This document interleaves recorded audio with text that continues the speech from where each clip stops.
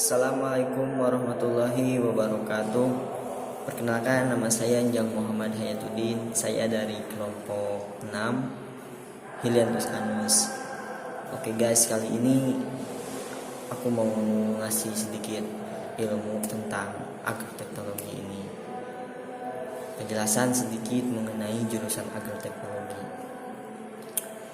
Mendengar kata agroteknologi, ya pasti ini akan membahas tentang pertanian. Baik, karena itu bosan guys kalau hanya melihat muka aku aja. Nanti kita sambil jalan-jalan. Oke, yuk kita jalan-jalan.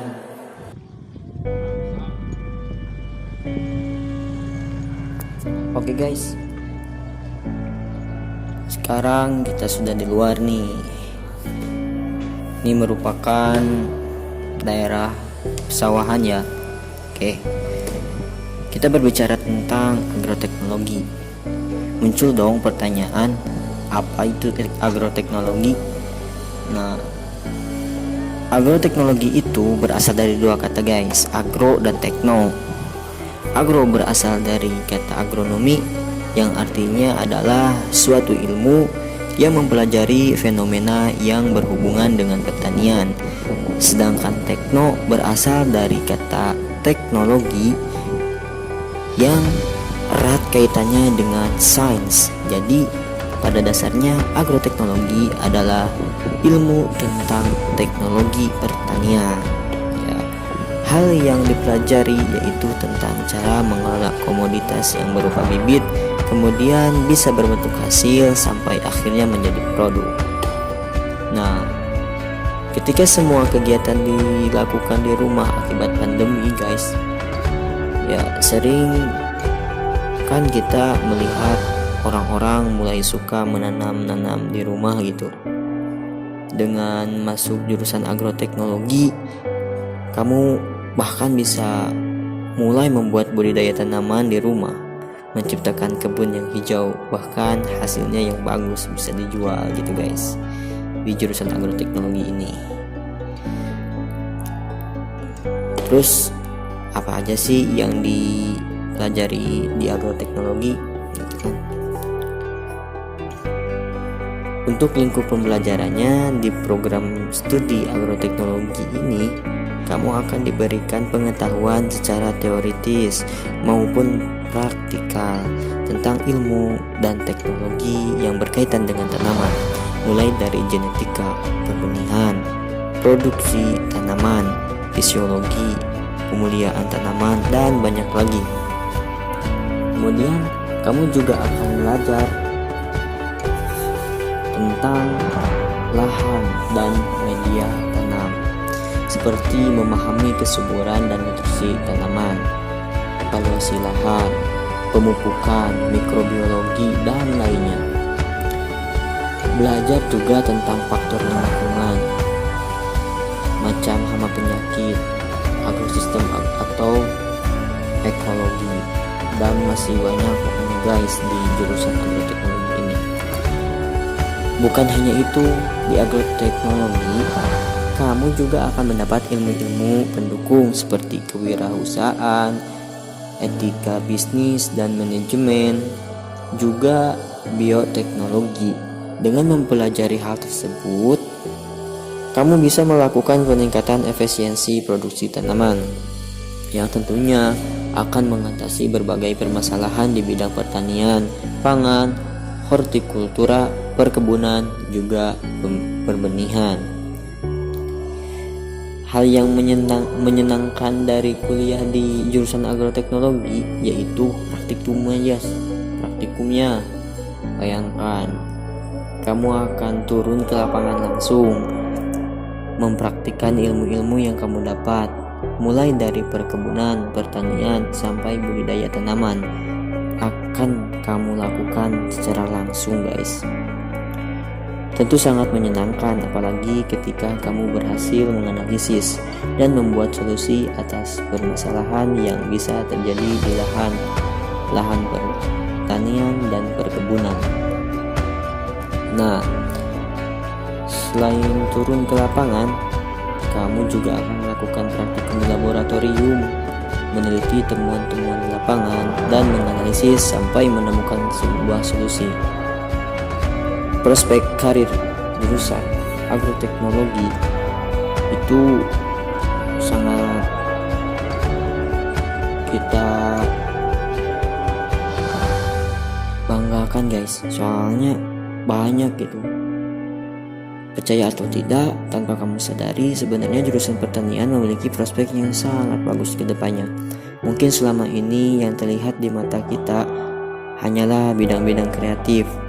Namun, di samping perkembangan dunia teknologi dan digital marketing, dunia sedang melirik dunia pertanian. Alasannya sangat simpel, manusia butuh makan untuk bertahan hidup. Tapi, bukan hanya sekedar makan, butuh juga untuk asupan yang kaya nutrisi dan baik kandungannya guys.